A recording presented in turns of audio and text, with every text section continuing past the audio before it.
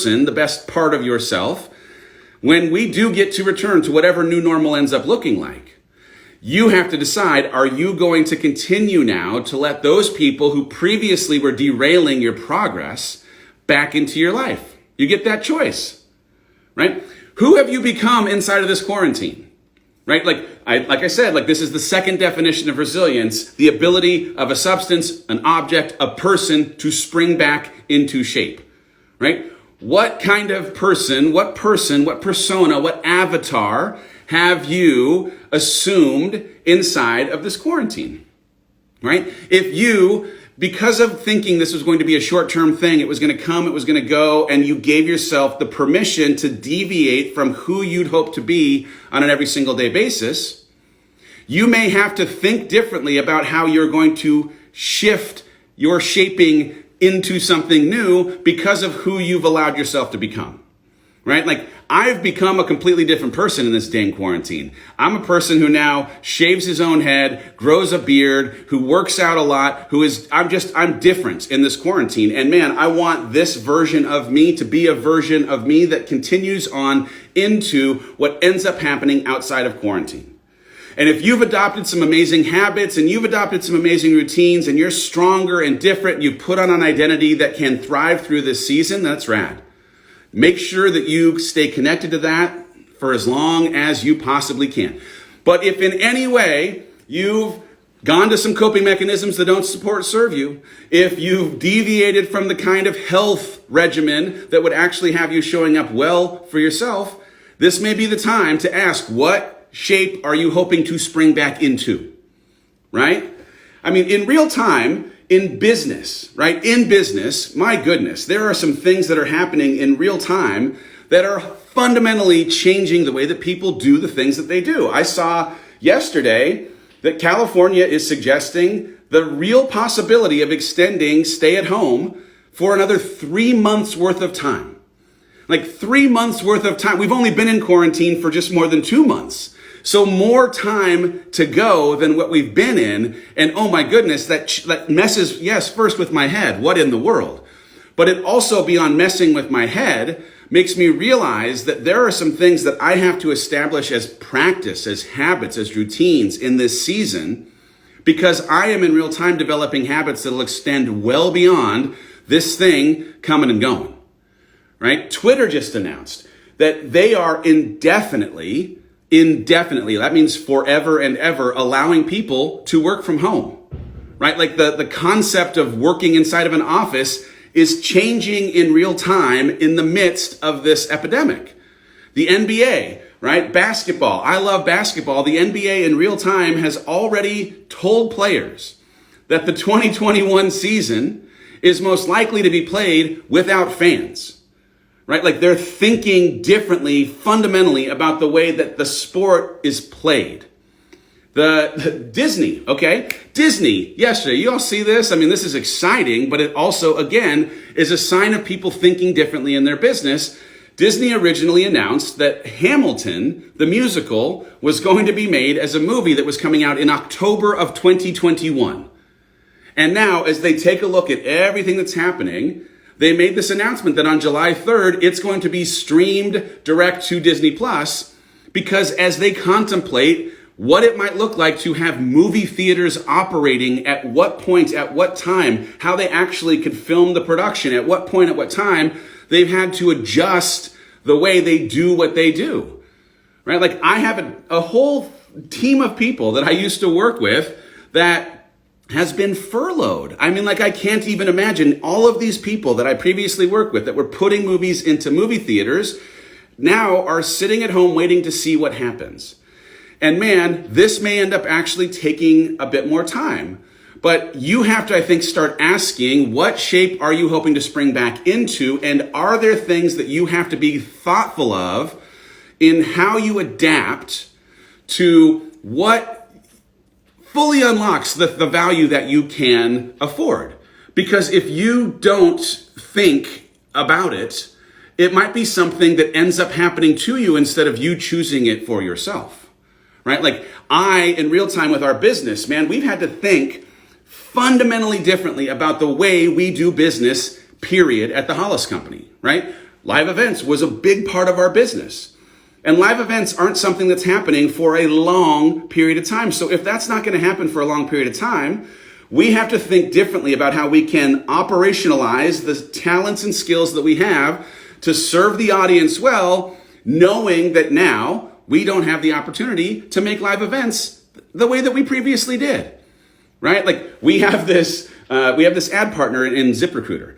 They are an ad partner on Rise and Rise Together, right? They have this thing where they talk about their ability to find qualified candidates for the jobs that you need.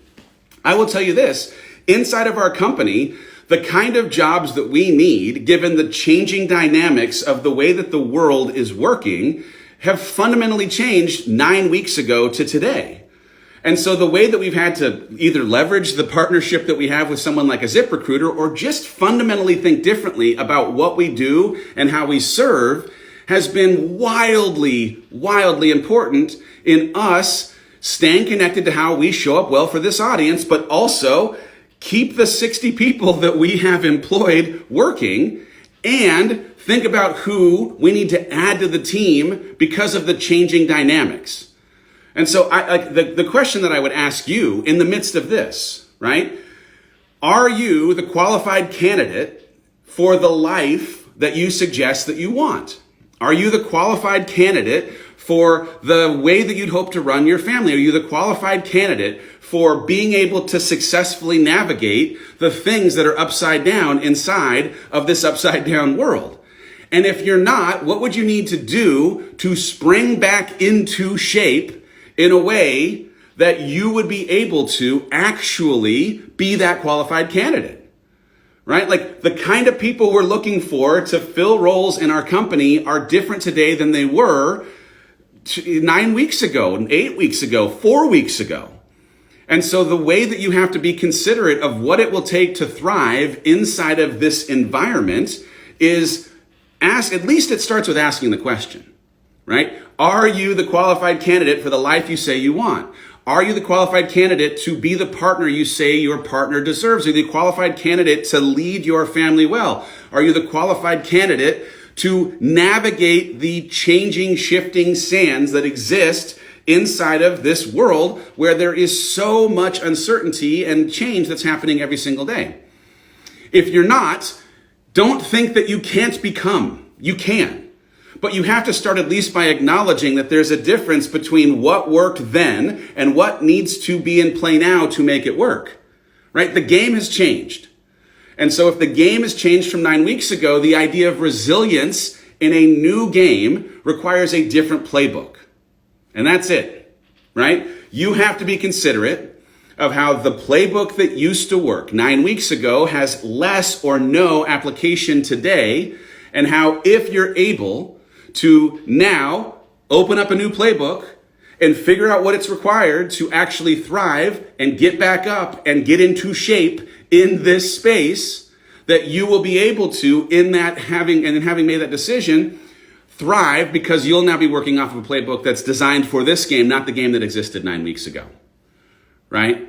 You are in real time asking a question around resilience, right? What will it take to make forward strides, to get back up, to keep going in the midst of adversity? That's the first definition. But the second definition, the ability of you as a person to spring back into shape requires that you ask the question, what shape are you trying to spring back into?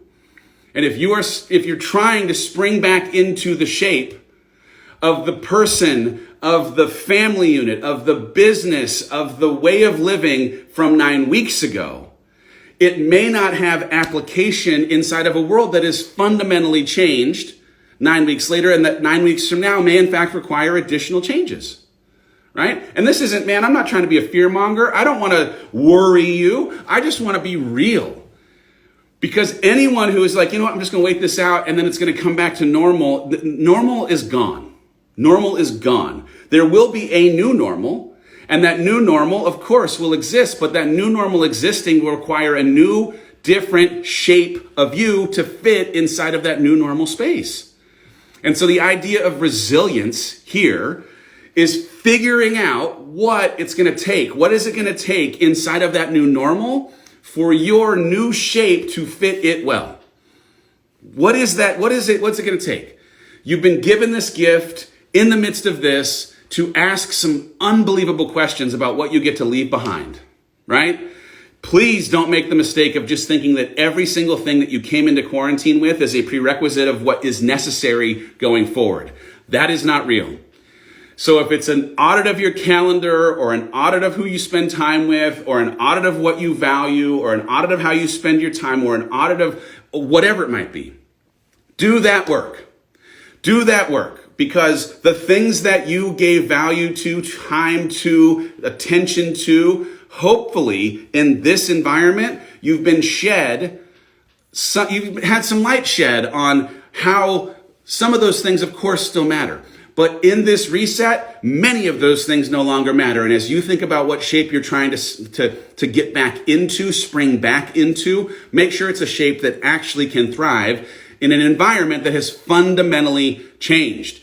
Y'all, oh my goodness, so much yell talking in 1 week. That's 3 days of yell talking on this concept of resilience. I am here for it. Listen, I hope that this is helpful. If you have not, again, I'm going to encourage you. Rachel dropped a new episode of the Rise podcast yesterday where she talked about the importance of having a plan for 2020. Make sure that you are driving towards something. If there is not yet a person here who is already signed up for next 90 days, come on. Get on this train. We are a community of people thriving through this dang thing. It feels uncomfortable. It's wonky, but we're doing it together. There is a new coaching on this idea of resilience from Rachel that came up on Monday.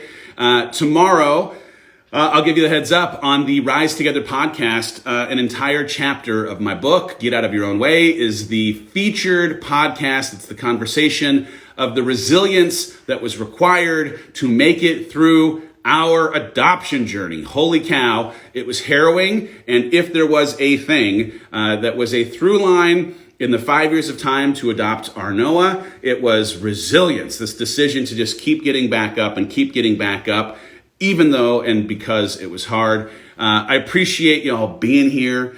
I am excited for your Wednesday. Go out and have a fantastic day. I will be back here tomorrow, because you got 2 more days with me before Rachel comes back on Monday, and I appreciate y'all. Have a fantastic day.